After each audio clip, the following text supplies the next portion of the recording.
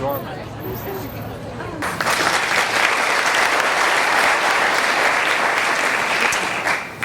And I'm here primarily to sell a book,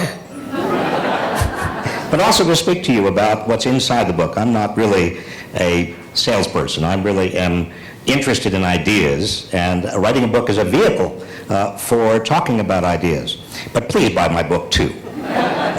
Actually, I was just upstairs with a bunch of people who couldn't get in to Right Now, and they are the people who are left out.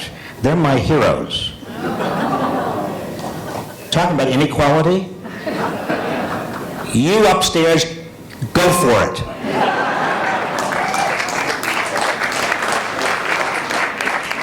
I'll tell you, the name of the book is Saving Capitalism, for the many, not the few. And I've been just about 5 or 6 days talking to people about the book, and I've got two kind of reactions just to the title. One group of people says to me, Saving Capitalism, wait a minute, that implies that there's something wrong with capitalism. Why do you think there's something wrong with capitalism? It's a perfect system. And then the other group of people says to me, Saving Capitalism, it sounds like you want to save a system that shouldn't be saved. And so I can't win either way. It's a perfectly awful title because it antagonizes everyone, but actually that's the right title because I want to get people thinking and upset a little bit. The subtitle is, in some senses, more important, and that is for the many, not the few. Because sometimes we get a little bit, well, we get very partisan. Have you noticed that? It doesn't happen in Kansas City, I know that. But elsewhere around the country, there is a kind of a partisan edge, and sometimes we get angry and we don't speak to each other, and we consider ourselves either on one side or the other side.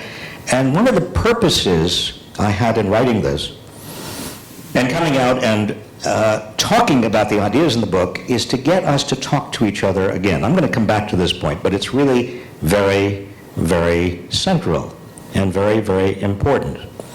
The book is built around three basic mythologies that I think have to be busted before we can actually talk to one another across whatever divides there are. And mythology number one, and this is very important, is that there is something called a free market that exists separately from something called government, and that we have to choose between the two. Some people in this choice say, well, I don't trust the market, I really trust government, and other people say, well, I don't trust government, I trust the market, and we get into this almost endless debate about which do you trust more or less. Sometimes when I am engaged in a public debate with somebody who calls himself or herself a conservative or a libertarian or a Republican or whatever, no matter what we're talking about, it doesn't matter. We can be talking about any issue in the world. Within 4 minutes, the question becomes, well, do you trust the market or do you trust government? I had a debate with Newt Gingrich not too long ago. Now, you see, you just had a reaction. And we had a very good debate, but it degenerated, I want to say degenerated advisedly, very quickly into who do you trust more or who do you trust less. What I want to suggest to you is that you cannot have a market without rules. In other words, in the state of nature, there is not a market, it's just a survival of the fittest, the biggest, the heaviest, and the most powerful. In civilization, in a real market, you have rules. And those rules come from somewhere. They're not kind of abstract, inevitable market forces that nobody can control. Those rules come from courts, or from legislatures, or Congress, or state legislatures, or they come from administrative agencies. There are always rules. And those rules are basically created by government. So the question is not do you like government versus market, the question is the system, this political economic system, working for the vast majority, or is it working for a small minority? That's the real issue. And that's what we're not debating, or nearly enough. We're taking sides in a debate that is a false debate. I mean, you're going to have a baseball game playoffs next week, right? I mean, I was passing a fountain not long ago around here, and it was blue. I said, I've never seen a blue fountain before. But can you imagine, just for the sake of the argument, can you imagine if you regarded baseball as sort of a free market competition, free market, winner does the best, but there weren't rules? Well, that would be absurd. And the rules have got to be fair in the sense that if the rules were loaded in some way, or the game was rigged in some way, or we all knew that it was not possible for the Royals to actually win because Houston or somebody else would have stacked the deck, well, we wouldn't even want to see the game. I mean, there would be no point in having a game. Do you get my drift? Rules are necessities. Those rules come from government, and the real question is, who controls the rules? In whose interest are the rules being made? So that's kind of point number one. That's mythology number one. We need to get rid of that mythology so we can actually have a very constructive discussion. Now, there is a second mythology that comes out of the first mythology. And that second mythology is also a conversation stopper. That second mythology is that we are paid what we're worth. Have you heard that one? Some of you laugh. No, but I mean it. I mean, there's a tautology. Obviously, we're paid what we're worth in the market because we're paid what we are worth in the market. That is, we earn what we're worth, whatever the market dictates we are worth. But that just gets you around and around and around. That doesn't tell you anything. When somebody says you're paid what you're worth, what they really are making is not a tautological statement. They're really making a moral claim. They're making a claim about what you should be earning. They're making a moral justification about what you are earning or anybody else is earning. So if you have, for example, a hedge fund manager who is taking home $1 billion a year, somebody who believes that we're paid what we're worth would say, well, the hedge fund manager must be worth in some moral sense, not in the tautological sense, but in the moral sense must be worth $1 billion that year. Because after all, that's what the market awarded him, and the market must be just. There's the rub. Because if you understand principle number one, that the market is created by rules, and the question is necessarily, are those rules fair? Well, if those rules may not be fair, if there's a moral question about the moral justification of those rules, then you cannot go to principle number two and say necessarily the hedge fund manager in any realistic moral sense is worth $1 billion a year, because if the market is morally unjustifiable, then the market is not in a morally important way deciding what people are morally or socially worth.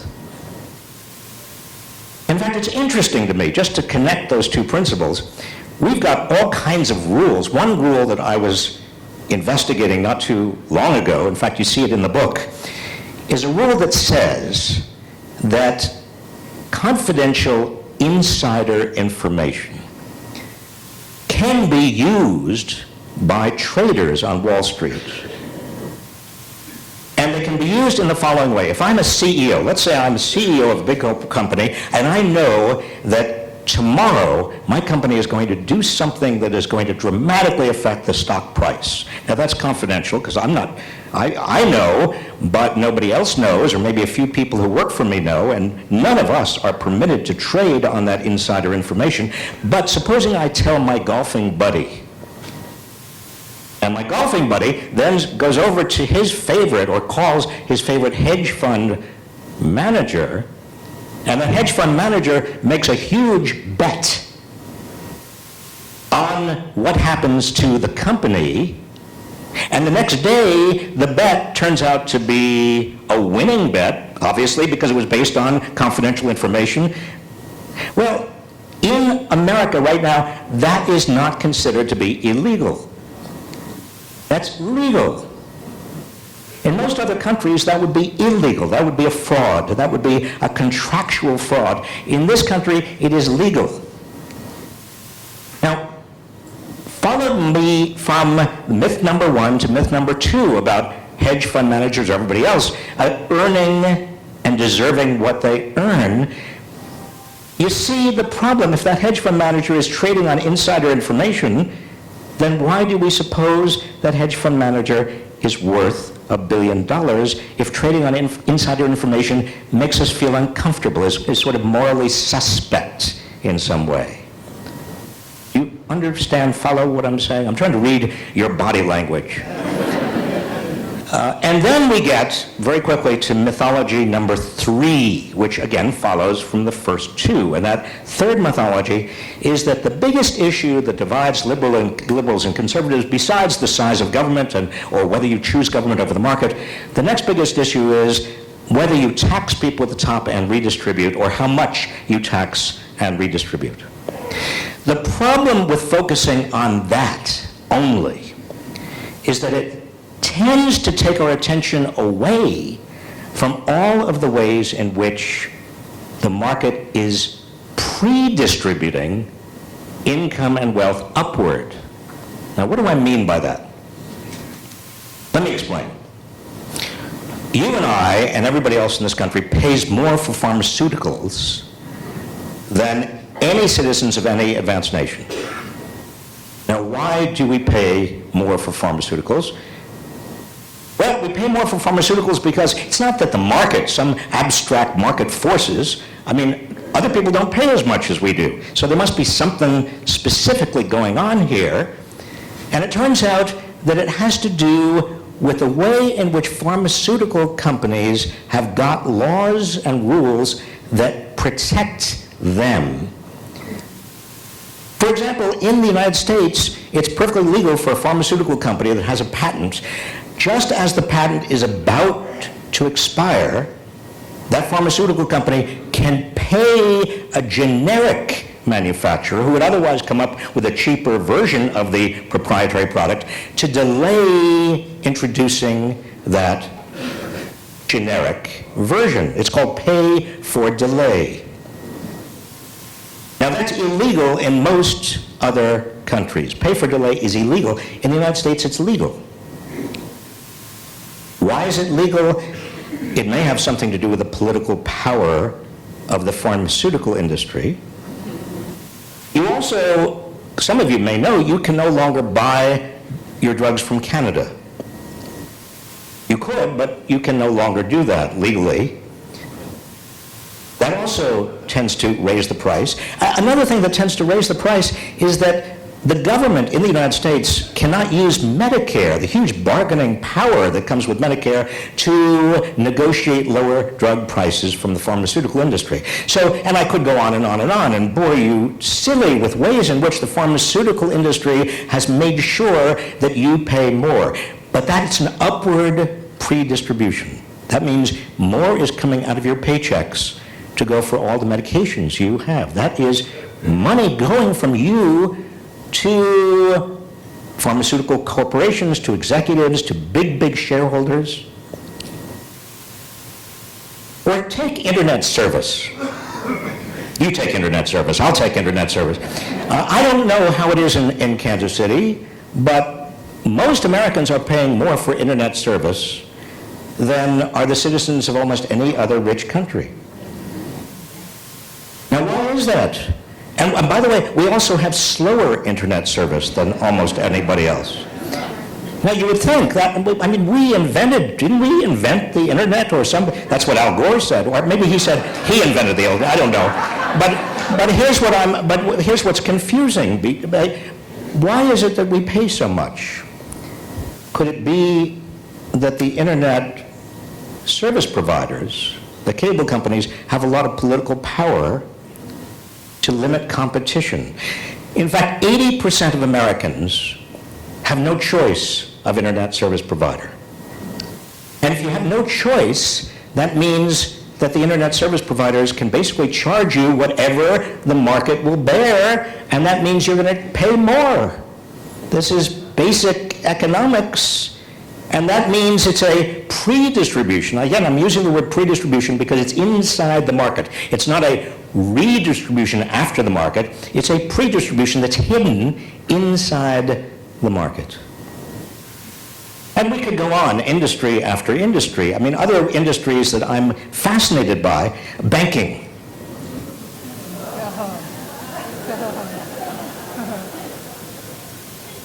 You're in favor. I mean, here's the thing. The 5 biggest banks on Wall Street. Back in the 1990s, when I originally started thinking about these things and looking at these things, the 5 biggest banks on Wall Street held about 10% of all banking assets in the United States. Now, fast forward to 2007, this is just a year before the crash and the bailout. In 2007, the 5 biggest banks on Wall Street held 25% of all banking assets. Now, 2015, the 5 biggest banks on Wall Street hold 44% of all banking assets. In other words, they're huge. And that gives them huge market power, and that also gives them huge political power. And that political power is being exercised in all kinds of ways to tilt the market in their direction, charge us more. A pre-distribution upward. But you see, all these pre-distributions, we don't pay attention because we don't really see them. We don't know about them. Nobody's talking about them. All we're talking about is, do you think government or market? Or do you think you ought to tax and redistribute? But we're not talking about the pre-distributions inside the market. Bankruptcy. Now, bankruptcy law and the Bankruptcy Code, you probably don't spend a lot of time going over the Bankruptcy Code, do you? In your spare time, if you can't get to sleep, I would recommend it. It's better than Salmonex. There is no after effect. But let me just tell you something about bankruptcy that I have been following, but it's part of a large mosaic. If you're a big company or if you're a billionaire, you can use bankruptcy to protect your assets if you make a bad bet. In fact, there's at least one presidential candidate who's going to need...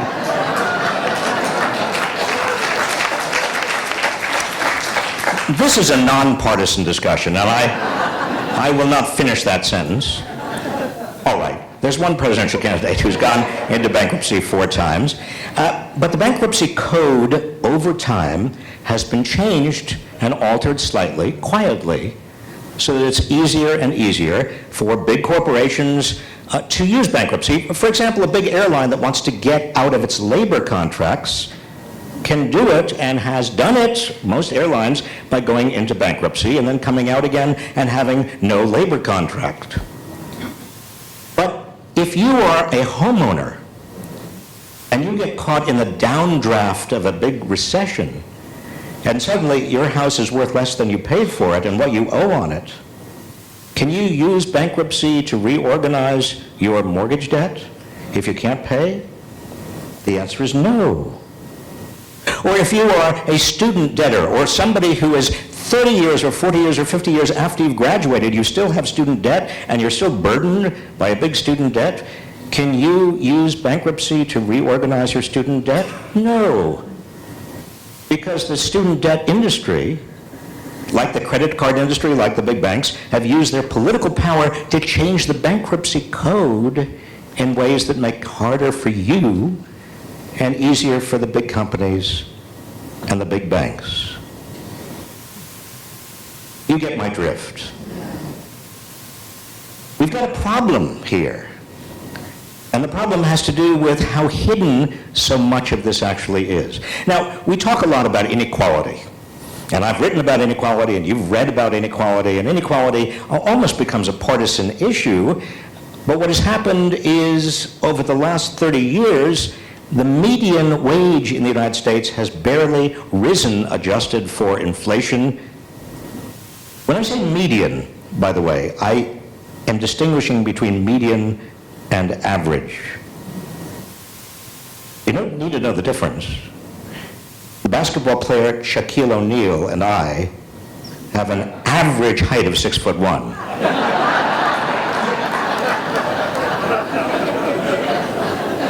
You see, people at the top bring up the average. But when you talk about median, you're talking about somebody smack in the middle, 50% above, 50% below. So the median wage is a much better indicator of people's wages than average. The median wage, since the late 70s, have basically stagnated. If you're in the bottom 90%, the median wages actually dropped. Even though the United States economy is almost twice as large as it was in 1980. Now, what's going on? When I start talking about this, and I suggest to people that we've got a fundamental problem here, some people accuse me of being a class warrior. I'm not a class warrior. I'm a class warrior. Do you get the difference? I'm worried. I am worried in the following respect. I'm worried, number one, because if you don't have a large and growing middle class and working class and poor people who can ascend into the middle class, you don't have as much purchasing power as you need to keep the economy going. It's as simple as that. One of the reasons we have had such an anemic recovery, and this recovery has been among the most anemic recoveries we've ever had. One reason is there's not enough what's called aggregate demand to keep the economy going. Why? Because almost all the gains have gone to the very top. This is not criticizing the people at the top. This is a matter of understanding what has happened to the economy. People sometimes think that the job creators are the CEOs and the big corporations. They are not the job creators. The job creators are people in the middle and below who have more money in their pockets, and that is critically important.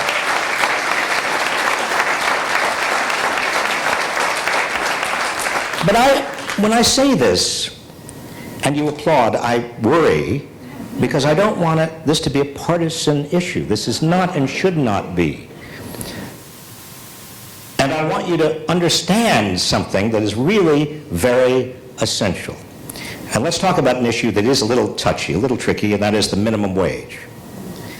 Now, if you followed my argument so far, that the market is not this kind of abstract thing that exists in nature, but it is a human creation, that what we earn is not necessarily what we deserve or what we are worth, but it is really a matter of how the market is organized.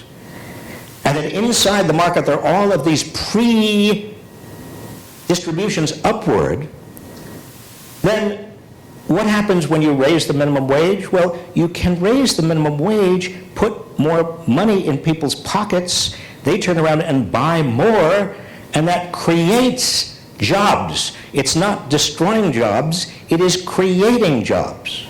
It should not be a partisan issue. In 1996, I was Secretary of Labor, and I thought, we hadn't raised the minimum wage nationally, federally, in years.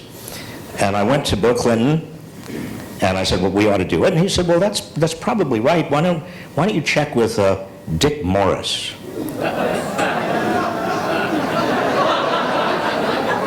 Do you remember Dick Morris? He's a terrible person. I shouldn't, no, I don't mean that. He's a perfectly fine, well, no, he's terrible. But I said to Dick Morris, who was then the pollster for Bill Clinton, I said, Dick, can you do a poll on the minimum wage? Just see how many people are in favor of minimum wage increase. And the next morning, he came back and said, I can't believe it. I mean, 85% of Americans think the minimum wage ought to be increased. And he told Bill Clinton, and then we went to the Capitol Hill, and even though the Republicans were in control of both houses, we did raise the minimum wage in 1996 because there was overwhelming support for a minimum wage increase. And by the way, to this day, I don't know how Dick Morris does his polls so quickly. I think he polls his family. I think that's what happens. But you see, there is even now support for a minimum wage increase, and what research shows us around the country is that you can raise the minimum wage not to $20 or $30 or $40 an hour, but you can raise it to $13, $14, $15 an hour and it's not going to have a negative effect on employment because, again, it puts more money into people's pockets and they spend it, and that creates jobs. And we know that. Because after 1996, when we raised the minimum wage, a significant amount, percentage-wise, we didn't lose jobs. In fact, after the minimum wage was raised, during the next 5 years, 22 million net new jobs were created. 22 million.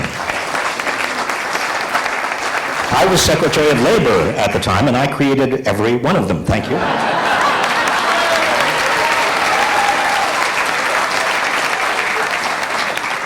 But you see, we can have a discussion, and we need to have a discussion across partisan lines, and we ought to have a discussion that is based in empirical reality and not in ideology. The economy is not working for most people. When I say saving capitalism, I'm simply saying that most people are losing hope. I go through airports very often, and people I don't know, I think it's because I am so conspicuous. People I don't know come up to me. And in fact, it happened just a few days ago on this book tour. They come up to me and they say things that suggest that we've known each other or been in contact for years, completely strange people. This lovely lady, very nice person, I was walking along carrying kind of taking my briefcase and my roller behind me, and she stopped me and she said, "What are we going to do?"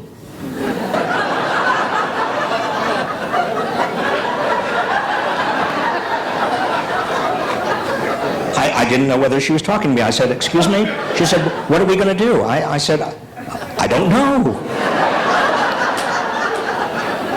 I had another person a few weeks ago in an airport come up to me. Again, he was walking by my side. I said, "Hello." He said, "Can you believe it?" "Can you believe it?" He said, "Can you believe it?" I said, "What?" But you see, it's happening more often, and I sort of understand it. It's like being in a free-floating focus group. Because what people are really doing when they're coming up to me is they're expressing a kind of combination of fear and exasperation and anxiety and worry. And if you look at the polls, you see the same thing. A lot of people, again, regardless of their political party, regardless of whether they call themselves liberals or conservatives, what they feel is that somehow the system is not working for them any longer. And when they think about the system, they don't draw a rigid distinction between the economy and politics. It's just all sort of not working. We're sort of off track somehow. Now, people have different theories about why we're off track, and they have different views about that, but there is a huge and growing number of people who say something is wrong. And it's that sentiment that something is wrong that I think is hugely important in terms of beginning a national discussion that is no longer as strident and as partisan as we have had. A couple of weeks ago, I was on a television talk show, a debate with an economist who had been the chief economist for John McCain. In the election 2008, I believe, John McCain was running for president. And it turned out, we were talking about a variety of issues, national debt and the deficit and all kinds of things. And it turned out he and I agreed on just about everything that came up. And he was amazed, and I was kind of surprised. And we were talking 6 or 7 minutes, and then there was a station break, and the producer in my earbud came on, and I said, "What do you think? Pretty good, isn't it?" She said, "No, no, no, no. You have to be angrier." I said, "What do you mean? Isn't it amazing and wonderful that here we have a Republican economic advisor and me, and we're agreeing and we're demonstrating to the public how much agreement there actually is? That's not good." And she said, "No, no, it's bad." I said, "Why is it bad?" Because, she said, you have millions of people who are surfing through hundreds of channels, and they stop when they see yelling. They stop when they see kind of a gladiator contest. And I said, "That can't be right." She said, "Yes, it is. We know it." I said, "Well, I don't want to yell. I don't want to scream. I don't want to be angry." She said, "You must." I said, "No, I don't want to." She said, "We have 5 seconds left before we go back on the air." I said, "I don't want to." She said, "You must." And at that point, I lost my temper with her. But I think that one reason that you have so much anger out there, which is reflected in the media, but it is only reflected, I think one reason is that you've got so many people who are so insecure and so scared and so worried. For the first time in living memory, according to the polls, we have a majority of Americans believing that their children are not going to live as well as they are living. And we have huge numbers of people who are working harder than ever and not getting anywhere. There is a group of people, when I was growing up, by the way, I grew up in a farm community about 60 miles north of New York State. My father had a dress shop, and it was dresses basically for the wives of factory workers, and we were not wealthy. We were modest income. In fact, we were sort of, now that I think back on it, lower middle class. But we could, and he could, support our family with one wage earner, and we had 2 cars, and we were one of the first people in our neighborhood to get a television set. I don't know how many of you probably don't remember, but in those days, the first television sets, they were little bitchy things you could almost not see. They were little, when all the neighbors came over. But I had no sense, and we had no sense of being insecure. I mean, it was tough going, and he was working very hard, and then my mother joined him, but we could still make ends meet very, very easily. Today, it takes 2 wage earners, and it's very hard for people to get by. In those days, in the 1950s and 60s, the typical CEO, chief executive officer of the typical corporation, was earning 20 times what the average worker was earning. Now, the CEO of the typical big company in America is earning 300 times what the typical worker is earning. In those days, in the 1950s, and I don't mean to say everything was good then, because there was a lot wrong with the 1950s and 60s, but in the 1950s and 60s, when I was growing up, we had a bank in town. We had a couple of banks, and they made loans. They made a loan to my dad when he was really in need, and that loan might not have been all that wise according to the normal banking criteria, but the banker who was making the loan knew that my father was a good credit risk, and knew him and knew my mother, and we had a place in the community, and it was kind of like, Jimmy Stewart and It's a Wonderful Life. But now that bank is gone, and instead of that local bank, we have a branch office of Wells Fargo or Bank of America or some other big national global bank. In other words, without painting a picture that was too rosy, things seemed to be on track. As the economy grew in the 1950s, everybody's income seemed to be going up.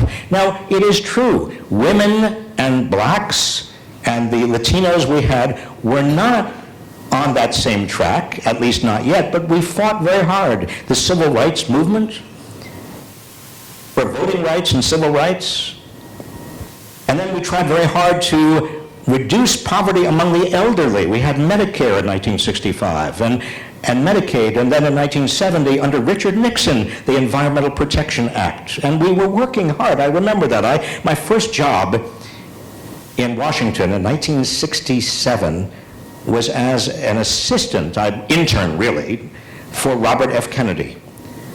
And it was a marvelous, exciting job. I mean, Washington was kind of a seedy place then. Not all that money flowing into Washington, but I had a job. My job for Robert F. Kennedy was running his signature machine.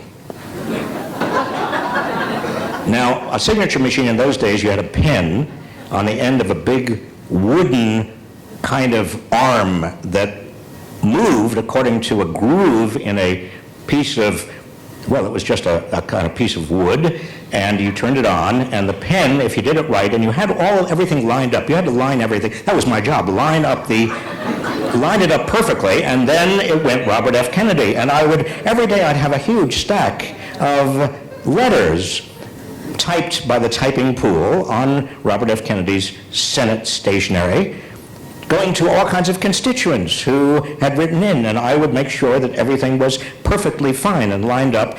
But then I got bored. I frankly, it was not as exciting as it sounds. And about 2 months in, I decided to go into the office. This was not, I wish, keep it in this room if you can. And I went into the office and I typed on Senator Robert F. Kennedy's stationery, I typed letters to my friends. Dear Mr. Dworkin, congratulations on having the largest nose in New York State, Robert F. Kennedy. And I put it in.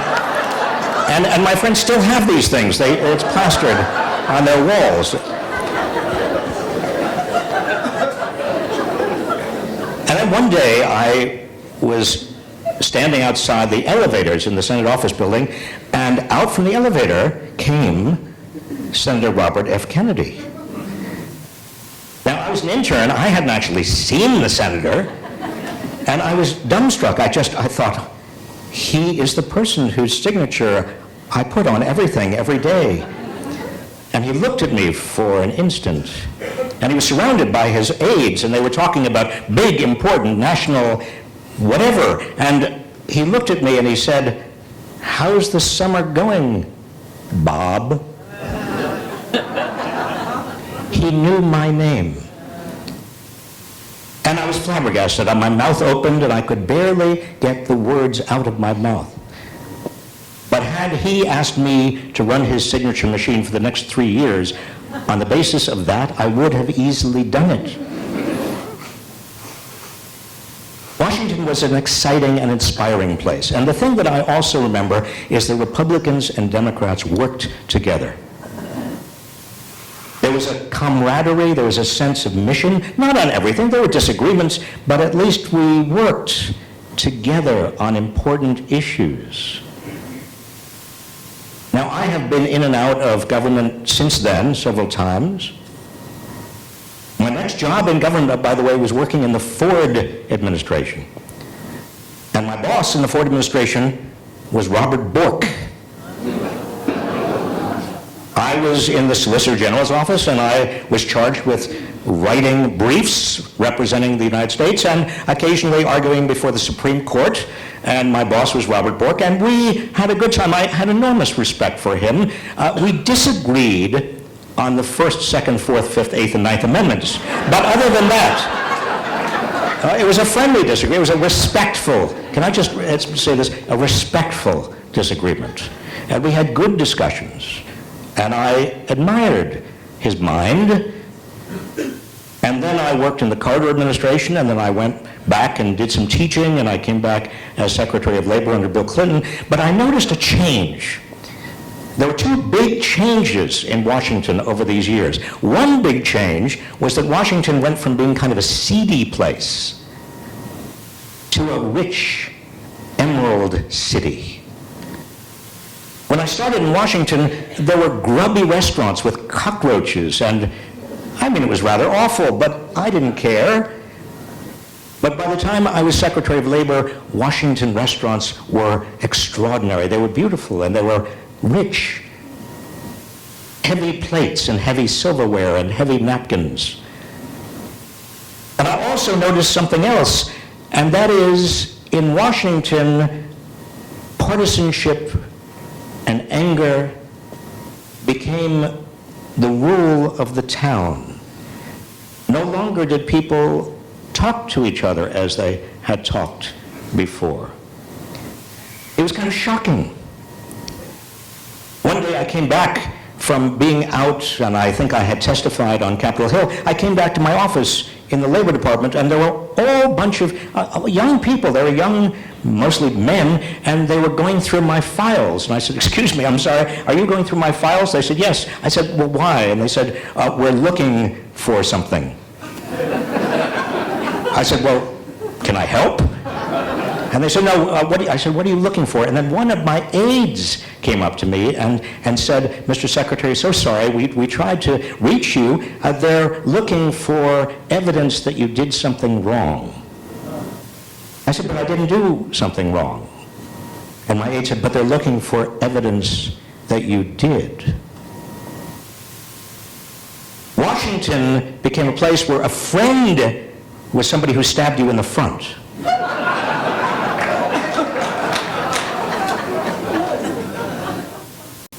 We've got to stop this. I tell my students,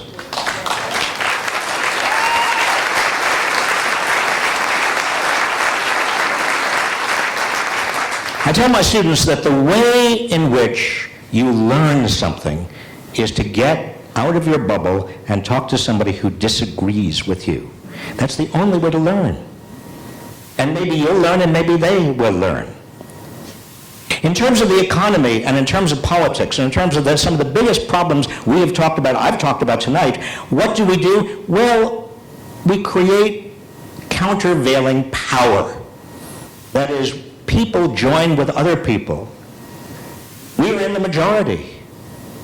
We put aside ideology and we get on with a practical goal of gaining back control over our economy and our democracy.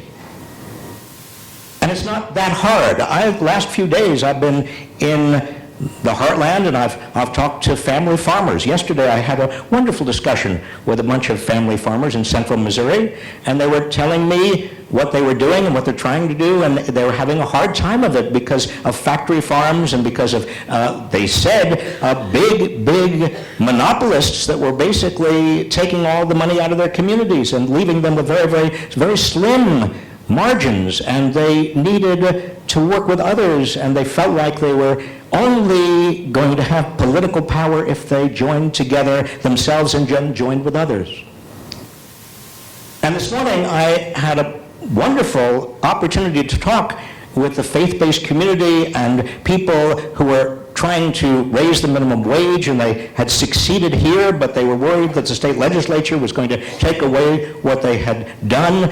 And some of the people were even small business people. And I said, well, small business people, wait a minute, small business people are supposed to be not like the minimum wage increase, but it turns out that some of the small business people are being squeezed by big business.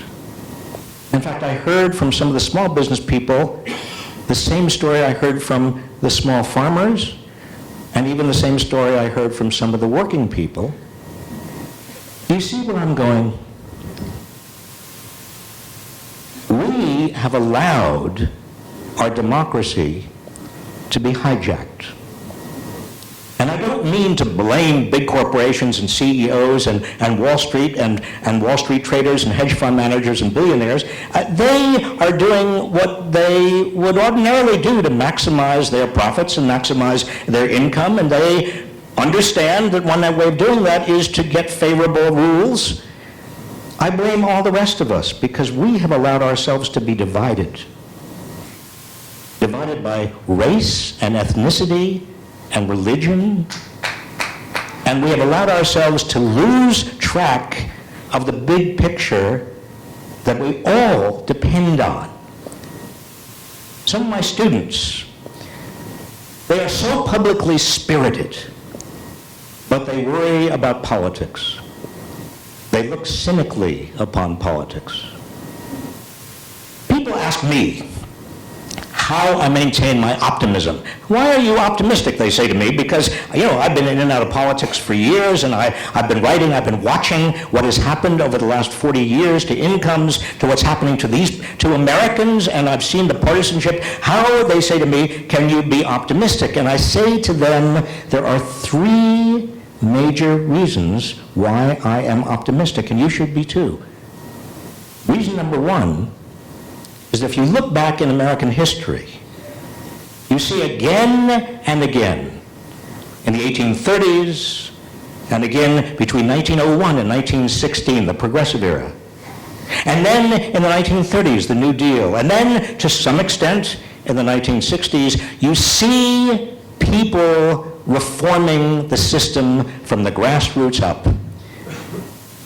When we understand the nature of a problem and the system is getting off track, we put ideology aside and we roll up our sleeves. Some other countries, and you saw this in the 1930s, some other countries succumb to fascism or totalitarianism, or before that in Russia to communism or some other ism. We don't do that. We reform our system. We've done it again and again, and we will do it again, because what's happening now is unsustainable. What's happening to our democracy and what's happening to our economy. All that money, all that wealth going to the top, and that infecting and corroding and undermining our democracy and changing the rules of the game to help the people at the top. You see how that is a vicious cycle, and it can't be allowed to continue. So that's one source of optimism. We've done it before. We will reform again. The second source of optimism is when I'm not in Washington, I have taught now generations of students. I had a student come to me recently. He said, my mother told me to take your class. I said, am I that old? I could barely stand up when she said that. But I have been teaching since 1981, and I have taught many, many students, and the current young people between the ages of 18 and 25 are the most idealistic and energetic and positive I have ever encountered. Now, as I said, they are, yes, you can applaud on that. I think they deserve applause. They are cynical about government, but they are absolutely idealistic about public service and making the system better. But I tell them, if you're cynical about politics and government, then you are cynical about democracy. And if you're cynical about democracy, that is a self-fulfilling prophecy, because then you give up on it. And if you give up on it, then the moneyed interests win it all. And so we must not. And the third and final reason I'm optimistic is because I don't like the alternative. And neither should you. We have to get out of our bubbles. We're all in a bubble. We all talk to people who agree with us. I used to live in Cambridge, Massachusetts. I was teaching at Harvard, and then in 2004, 2005, I got a job at Berkeley, the University of California, Berkeley. And so I went from Cambridge, Massachusetts to Berkeley, California. Now, they're separated by 3,000 miles, but they're actually the same town. The weather is better in the Berkeley part of the town, but there are two bubbles. When I left Cambridge and went to Berkeley, I drove across the country. I love driving across the country. Have you driven across the country a lot of times? It's wonderful. I was driving in 2005 a Mini Cooper. Now, that was, I think, the first year that there were very Mini Coopers available, and I bought a Mini Cooper in Cambridge, and I drove it across the country, and I was in Oklahoma, that's right, I was in Oklahoma, and I did not see any other Mini Coopers. I think there were no Mini Coopers. Are there now Mini Coopers in the heartland? But there were no Mini Coopers in Oklahoma. And I stopped at a garage, and I just stopped to get some gas, actually, and I was inside the car, and these truckers, big truckers, came up to me, and they tapped on the window, and I lowered the window, and I was waiting for gas. I was in a gas line. And they said, "What is this?" I said, "It's a Mini Cooper." And they said, "How does anybody fit in there?"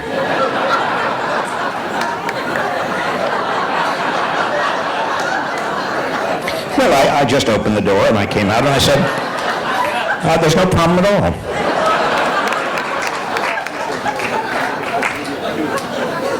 And they looked kind of puzzled, and I said, I'm from Massachusetts. We're all under 5 feet tall.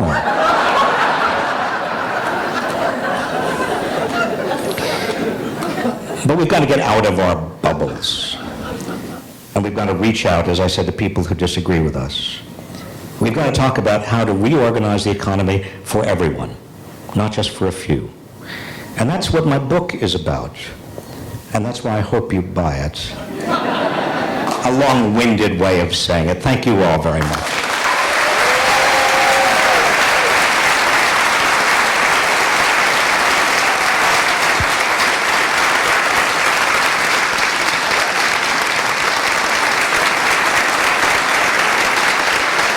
Thank you.